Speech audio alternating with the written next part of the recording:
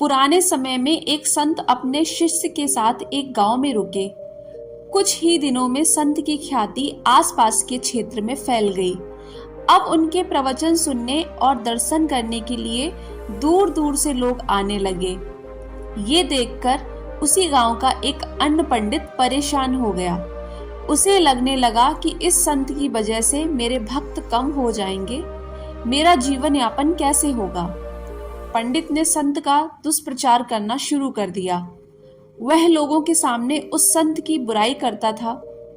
एक दिन संत के शिष्य को ये सारी बातें मालूम हुई तो उसे बहुत ही ज्यादा गुस्सा आया।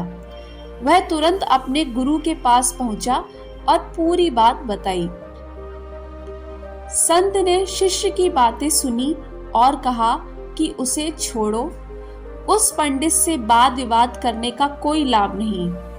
इससे ये सब बातें फैलनी बंद नहीं होंगी, इसलिए उसकी बातों पर ध्यान नहीं देना चाहिए। संत ने देखा कि शिष्य का क्रोध अभी तक शांत नहीं हुआ है। तब उन्होंने कहा कि जब जंगल का हाथी गांव में आता है तो उसे देखकर सभी कुत्ते भौंकने लगते हैं, लेकिन हाथी पर इसका कोई असर नहीं होता है। हाथी अपनी मस्त चाल चलता रहता है।